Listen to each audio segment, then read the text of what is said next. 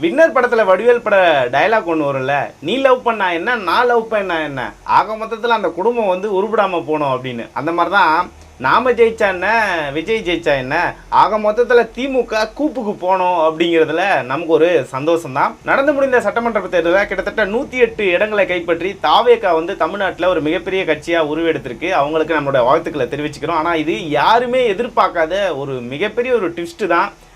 இப்போ வந்து அவங்களுக்கு ஆட்சி அமைக்கிறதுக்கு இன்னும் 10 எம்எல்ஏக்கள் வந்து தேவைப்படுறாங்க.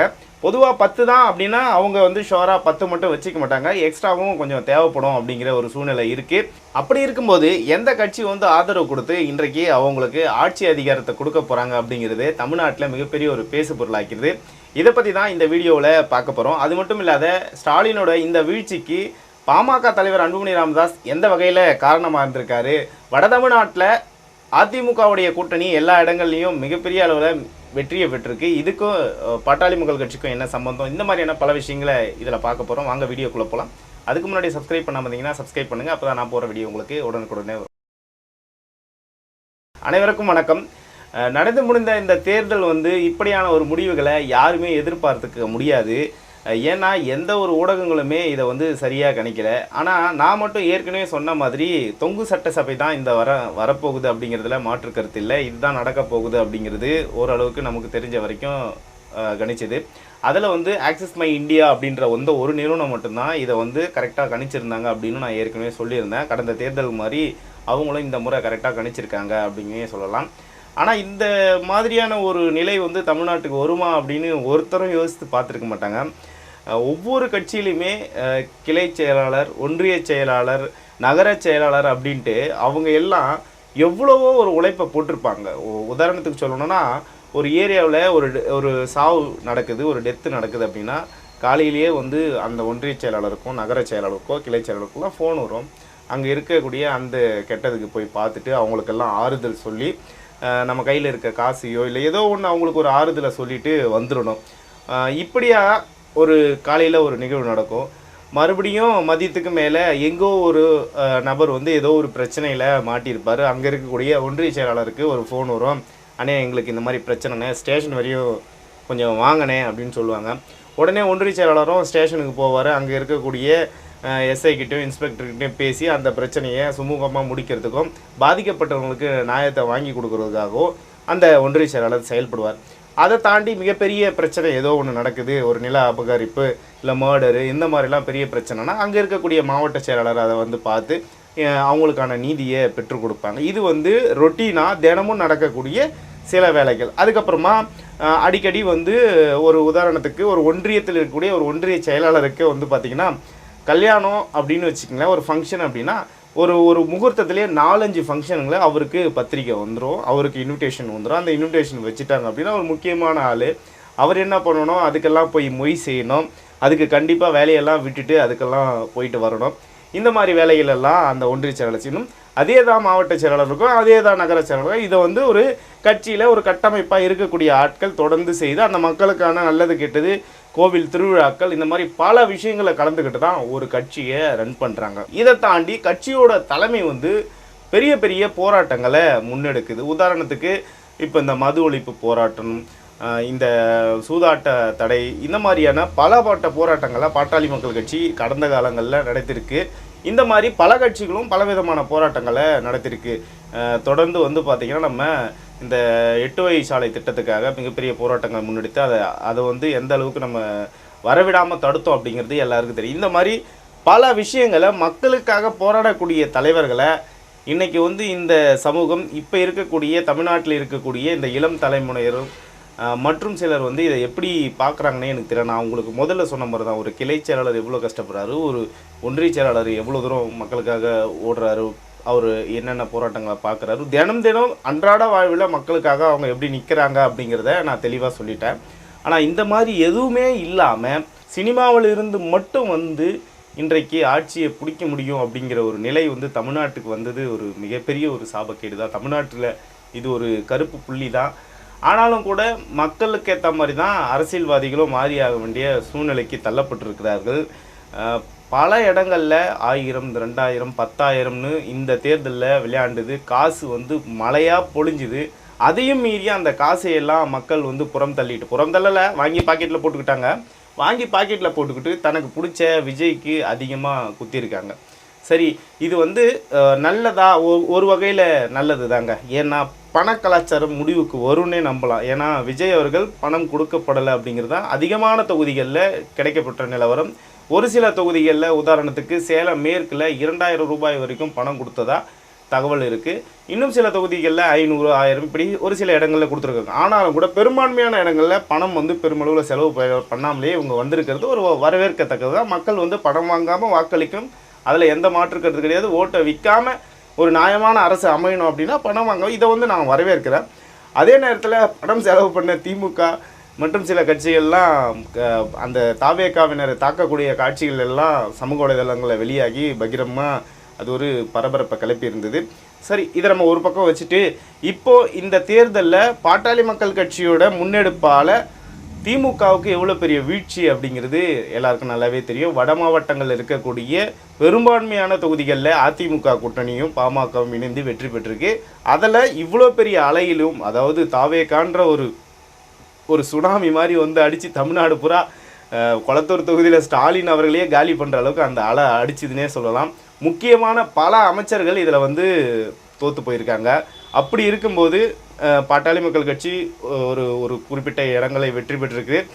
உதாரணத்துக்கு சொல்லணும்னா 4 தொகுதிக்கு முதல்ல 6 தொகுதி லீடிங், 7 தொகுதி லீடிங், அப்புறம் 5 அப்புறம் 4 மீதி எல்லாம் கொஞ்சம் சொற்ப வாக்கு வித்தியாசத்தில் தோல்வியை தழுவி இருந்தாலும் கூட இவ்வளோ பெரிய இது ஒரு பெரிய வெற்றினே சொல்லலாம். வாங்கினது 18 தொகுதி. ஆக மொத்தத்தில் பாட்டாளி மக்கள் கட்சியை உடைச்சி கட்சியை இல்லாத பண்ணணும்னு நினச்ச ஸ்டாலின் அவர்களுக்கு இந்த 4 தொகுதியை வாங்கி கட்சியை எவ்வளோ ஸ்ட்ராங்காக இருக்கிறோம் அப்படிங்கிறதையும் நிரூபிச்சிருக்கார் அன்புமணி ராமதாஸ். அதே நேரத்தில் அதிமுக இன்றைக்கி வெற்றி பெறக்கூடிய நிறைய இடங்களில் பாட்டாளி மக்கள் கட்சியோட ஓட்டுக்கள் தான் இன்றைக்கி அதிமுகவை கை தூக்கி நிறுத்திருக்கு. ஏன்னா டெல்டா பகுதிகளிலும் சரி, அந்த பக்கம் தென் மாவட்டங்களில் கொங்கு மண்டலங்கள்லேயும் அதிமுக வந்து பெருமளவில் வெற்றி பெறலை. ஆனால் வட மாவட்டங்களில் அதிமுக பெரும் வெற்றியை பெற்றிருக்கு. அப்படின்னா அதுக்கு முக்கிய காரணம் பாட்டாளி மக்கள் கட்சியும் வன்னியர்களை தான் அப்படின்றதுல மாற்றுக்கிறது கிடையாது. இதில் ஸ்டாலின் அவர்கள் வன்னியர்களுக்கு செஞ்ச அந்த துரோகமும் வந்து மக்களுக்கு இன்னும் அந்த நெஞ்சை விட்டு நீங்கலை. இன்றைக்கு அது வந்து ஒரு மிகப்பெரிய ஒரு சந்தோஷத்தையும் கொடுக்குது. ஸ்டாலின் அவர்களுக்கு நமக்கு துரோகம் செஞ்சதுக்காகவே இப்படியான ஒரு தோல்வியை தழுவிருக்கிறார் அப்படின்றப்போ அது ஒரு மிகப்பெரிய சந்தோஷத்தை அந்த மக்களுக்கு கொடுக்குது. இதனால தான் இந்த வெற்றி பாட்டாளி மக்கள் கட்சி கிடைத்த மாபெரும் வெற்றின்னு நான் சொல்கிறேன்.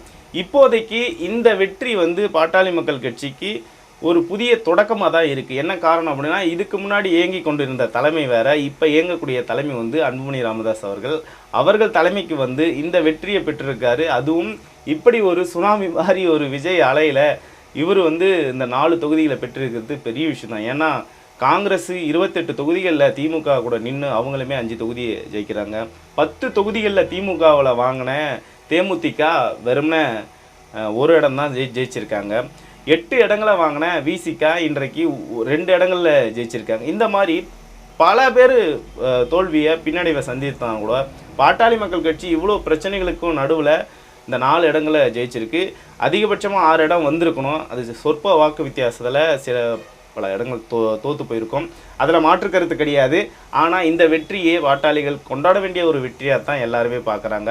விஜயின் இந்த ஆட்சிக்கு பாட்டாளி மக்கள் கட்சி கை கொடுக்குமா?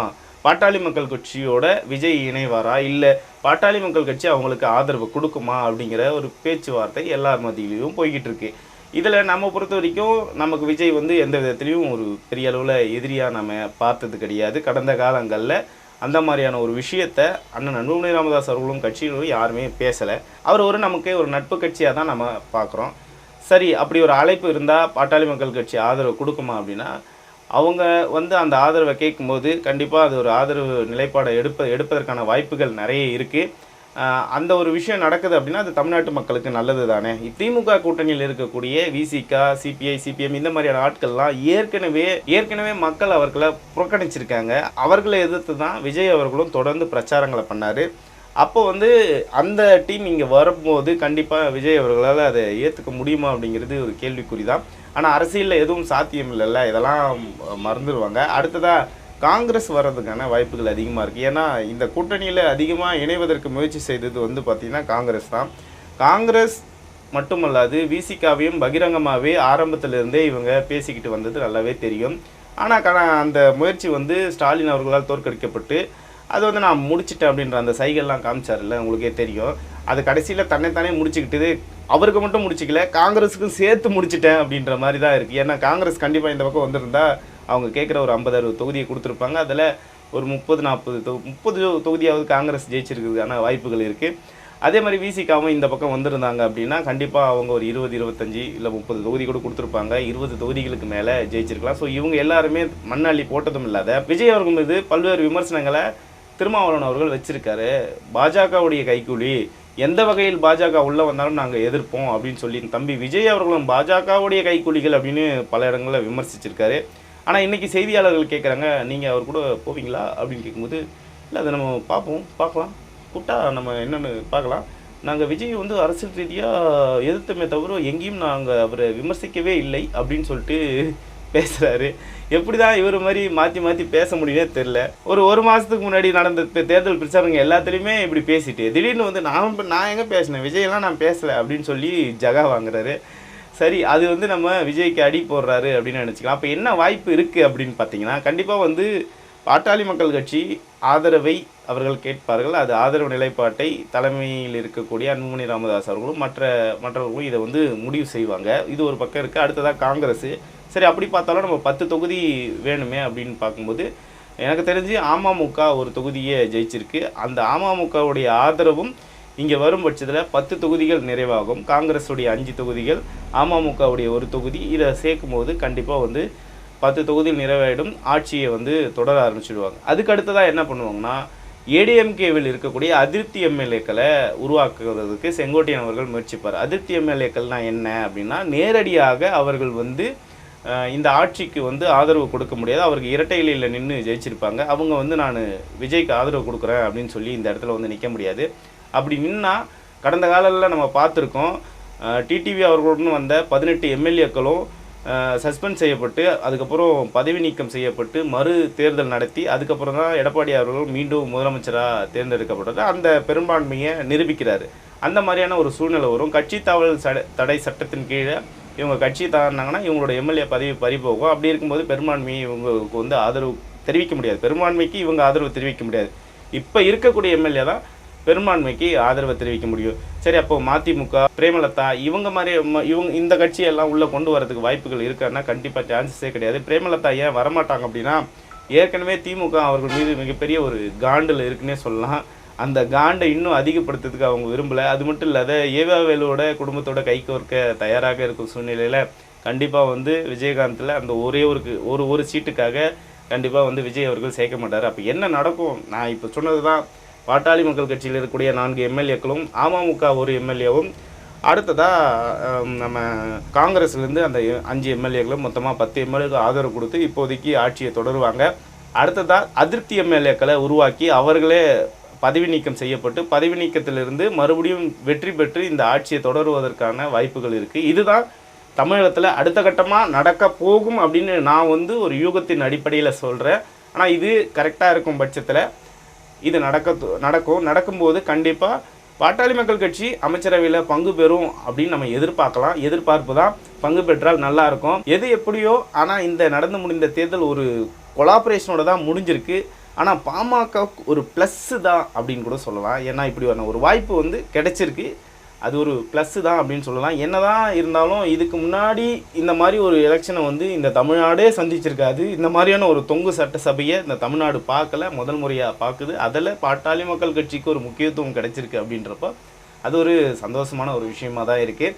பொறுத்திருந்து பார்க்கலாம். அடுத்தடுத்த நடவடிக்கைகளில் இந்த ஆட்சி எப்படி அமைய போகுது, யார் ஆதரவு அவர்களுக்கு கொடுக்க போகிறாங்க அப்படிங்கிறத அடுத்த வீடியோவில் நாம் பார்க்கலாம். மீண்டும் மற்றொரு காணொலியில் சந்திப்போம். நன்றி, வணக்கம்.